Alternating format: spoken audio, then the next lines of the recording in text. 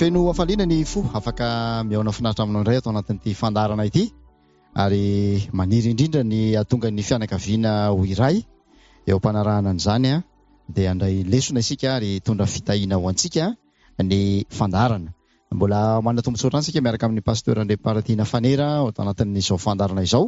Ao anatin'ilay lohahevitra manan-danja manao hoe ny fiaikan'ny fianakaviana. Angamba tsara anao jery todika kely aloha isika meloany dirana amin'ny lohahevitra manaraka. Fa voalohanteny aloha miaraba amin'ny pasteur tonga soa. Miaraba namana tino ary fifaliana mandrakariva no ionana indrinankoa afatsika miaraka mandinika ny tian'Andriamanitra ary manona ny fiatanan tompo ho amintsika rehetra ihany koa. Ya, tsy adinany koa ny namana teknisianina izay tsy mikely soroka miezaka manatsara ny sary sy ny feo mba ho azo raisina aty amintsika tsiraray avy aty. Dia andao anaovana jery todika kely ny fiarahana farany teto izay nanamafisana avy tamin'ny alalan'ny ten'Andriamanitra fa raha namorona ny olombelon'Andriamanitra dia voalohany aloha lahy sy vavy no namoronany azy ary no izingizin'ny pasteur ihany koa no hoe noforon'Andriamanitra araka ny endriny isika tsirairay avy. Dia niverimberina ny fanontaniana manao hoe mbola hita ve izay endrik'Andriamanitra izay ary voahaja ve ilay soatoavina izay naharian'Andriamanitra ny olombelona ho lahy sy vavy. Izay no fandarana izay rahantsika teto farany inona indray ary ny toy ny resadresaka pasteur? Ny toy ny namana tinoa dia tena mifandray amin'ilay fampitinana izay noraisinao teo. Dia ilay hoe namorona ny olombelon'Andriamanitra lahy sy vavy. Ilay fiaikana io nivon'ny ankonana. Dia ilay fanontaniana petraka hoe mbola mitoetra ve izay zavatra izay noforon'Andriamanitra sy namoronan'Andriamanitra ny olombelona izay mbola mipetraka ve? Ankoatran'ilay hoe endrik'Andriamanitra araka ny endrik'Andriamanitra ary miaraka amin'izay ilay hoe lahy sy vavy no namoronany azy. Mbola mipetraka ve izay amin'izao andro ianantsika izao? Izay ilay fiaikana izay eo nivon'ny ankonana.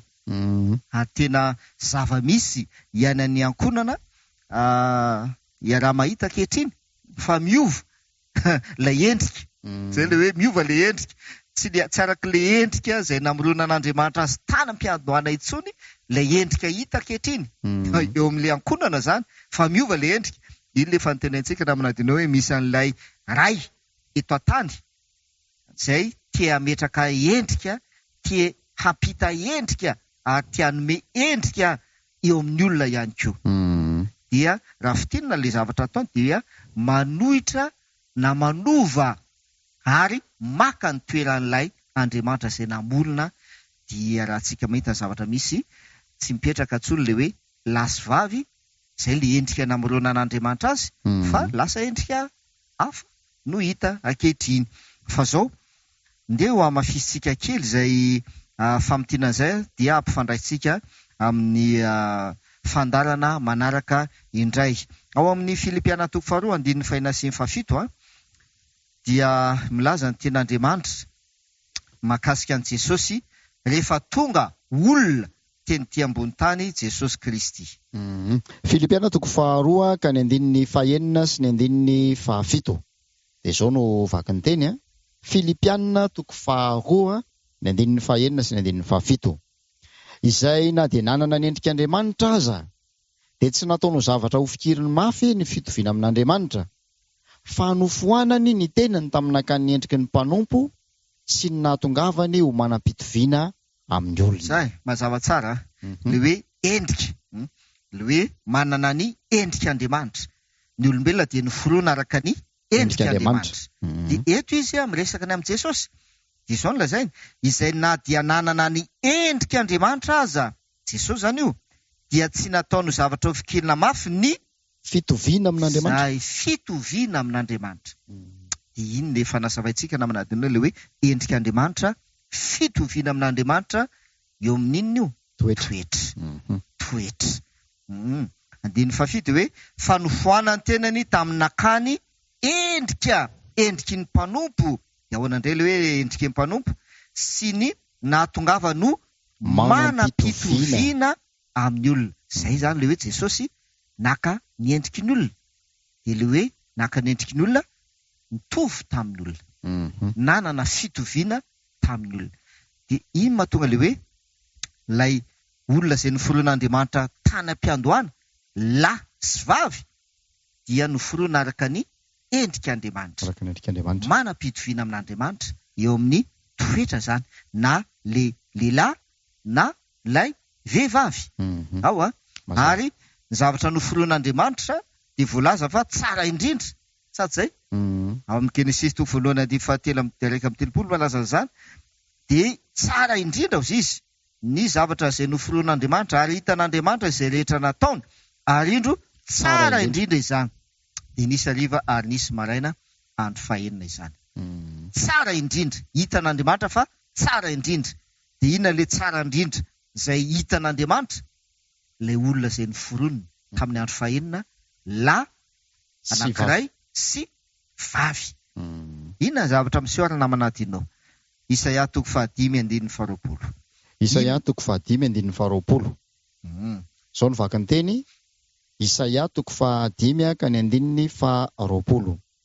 Lozany izay milaza ny ratsy ho tsara ary ny tsara ho ratsy, izay manao ny maizina ho mazava ary ny mazava ho maizina, izay manao ny mangidy ho mamy ary ny mamy ho mangidy. Say, io le fiekana. Io le fiekana eo anivon'ny ankonana. Lay tsara indrindra izay noforoan'Andriamanitra tany am-piandohana araka ny endriny, lahy sy vavy, dia niova endrika izy ankehitriny. Lozisy ny Isaia, lozany izay manao ny ratsy ho tsara. Ho tsara. Ary izay manao ny tsara ho ratsy. Ho ratsy. Le tsara izay noforoan'Andriamanitra, le tsara indrindra izay noforoan'Andriamanitra, dia lasa ratsy. Eo mason'ny olona. Ratsy. Ny fijerin'ny olona anazy tsy mety, ratsy. De novana.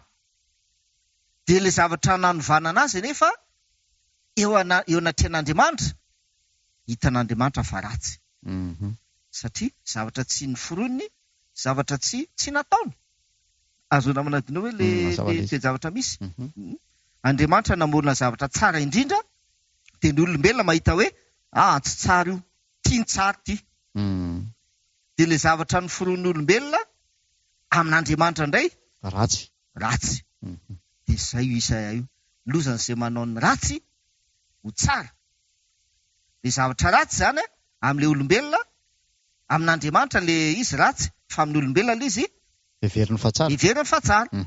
Lozany izay manao ny ratsy ho tsara, ary ny tsara lasa ratsy.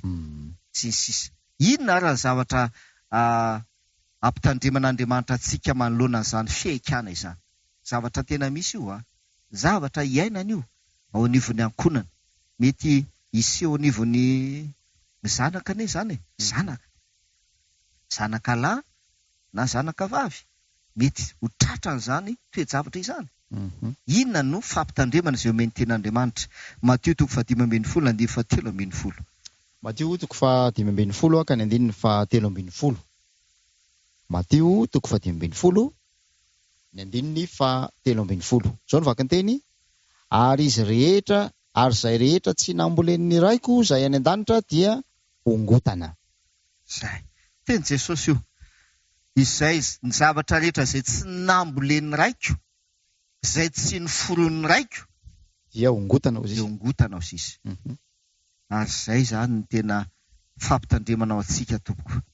Na dia hoe betsaka aza fanazavana omena momba an'izany. Hoe ka zao anie io zon'olombelona anie io, mila jaina ny zon'olombelona. Maro e. Dia ny Baiboly mazava tsara. Izay zavatra rehetra tsy nambolen'Andriamanitra, fa ny olombelona no namboly azy, dia hongotan'Andriamanitra. Ndao hiditra amin'ny fiaikana manaraka tsika. Inona zany zavatra nambolen'Andriamanitra ary? Miainga avy amin'izay foana moa zany le fanazavantsika. Inona ny zavatra nambolen'Andriamanitra na noforon'Andriamanitra tany am-piandohana araka ny endriny? Ndao jery zavatra anankiray tsika ary. Genesis 2:2-15. Genesis 2:2-15. dia zao no vaky ny teny. Genesis 2:2-5. Ary Jehovahandriamanitra nanao hoe tsy tsara raha irery raha lehilahy dia anaovako vady sahaza ho azy izy. Genesis 2:2-5. Genesis 2:2-5. Azafady ary Jehovahandriamanitra nitondra an'raha lehilahy ka namponina azy tao amin'ny sahedena hiasa sy hitandrina azy. 5:10. 5:10. Jehovahandriamanitra nitondra an'raha lehilahy, le olona izay noforonina io zany, le araka ny endriny, dia namponina azy namponina azy taiza tao amin'ny sahedena. Tao amin'ny sahedena. Iza namorona an'le sahedena? Andriamanitra. Namorona azy toeran'Andriamanitra dia nentiny ny raha lehilahy, ny olombelona, dia namponenany tao. Aninao dia izy ny teny hiasa sy hitandrina. Io ny fiaikana izay ho azavaintsika ary. Fiaikana anivon'ny ankonana. Fonenana, izay le voalohany. Andriamanitra tompoko dia nanamboatra fonenana ho an'ny olombelona. Avy eo nataony tao amin'io, nampitoerany tao amin'io fonenana io ny olombelona mba hiasa sy hitandrina. Ndao raintsika le fonenana ary. Izay ny fiaikana voalohany izay ho azavaintsika. Fonenan'le ankonana. Aika izany tian'Andriamanitra hanana fonenana ny olombelona. Azony namana dinao le fiaikana. Mazava. Mila manana fonenana zany ny olombelona. Dia izay nahatonga an'Andriamanitra nanamboatra toerana ho fonenana ny olombelona. Inona fiaikana amin'izao fotoana izao namana dinao? Misy tsy manana fonenana. Ary sahirana amin'ny fonenana izay hipetrahana. Azonao tsara le fiaikana. Dia azavaintsika io ao voalazan'ny ten'Andriamanitra. Andao tsika hijery toe-javatra anankiray za mahakasika an'i Jesosy. Mahafinaritra Baiboly. Rehefa tonga teto an-tany tompoko, ilay Andriamanitra izay namorona an'ilay olombelona tany amin'ny Genesis, Jesosy anie anisan'ny namorona e. Jesosy anisan'ny nanamboatra an'io fonenana io, io sahedena io. Fa rehefa tonga teto an-tany izy ka nanana fitoviana tamintsika olombelona, ahoana mba zavatra ny ainany? Ndao mba jerevantsika kely. Matthieu 5:20. Matthieu 5:20-20. Fa hoy Jesosy taminy, ny ambo'olo manandavaka ary ny voromanidina manana fialofana, fa ny zanak'olona tsy mba manana izay hipetrahan'ny lohany. Zay. Mahafinaritra. Jesosy tompoko, le Andriamanitra izay namorona sahedena, nanamboatra fonenana ho an'ny olombelona, ka nitondra ny olombelona dia namponina azy tao amin'le toerana. Rehefa tonga tetỳ an-tany izy indray tsy nanana ialofana. Zay. Milaza mihitsy izy.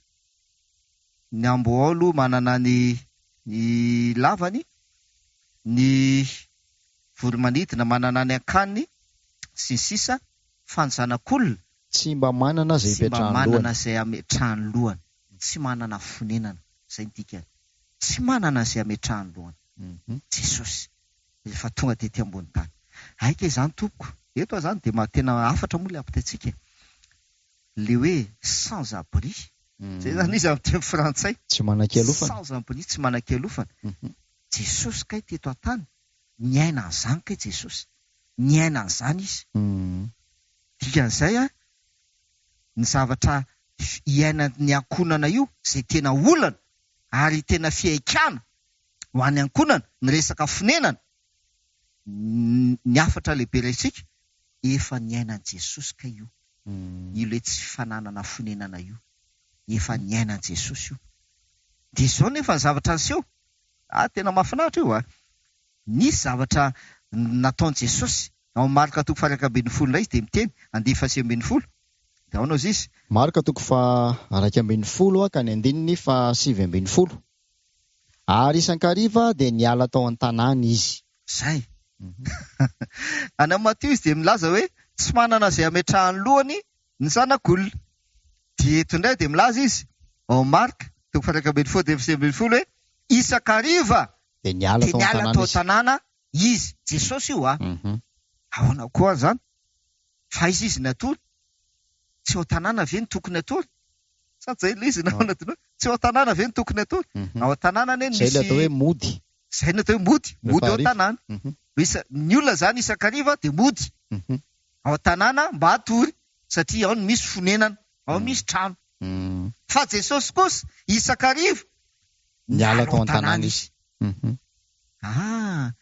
inona le ataony Jesosy amin'izay fotoana izay miala ao tanàna tsy misy ametrahany lohany izy tsisy fonenana izy fa inona le ataony ao amin'ny Marka 9:1-3 sy ny 2:3 Marka 9:1-3 sy ny 2:3 ary hoy Jesosy taminy avy ianareo hitokana any an-tany foana ka miala sasatra kelikely fa maro ny mifamoivoy ka tsy nisy ihinanana aza dia nandeha tsambo kely izy hitokana any an-tany foana aika izany le toerana andehanan Jesosy kay le isakariva de miala ao tanàna makany an-tany foana kay izy de nataony any an-tany foana kay tsy matory fa hitokana azy izy miala sasatra kely fa amin'ny Marka 1:5-3 no milaza amintsika mazava hoe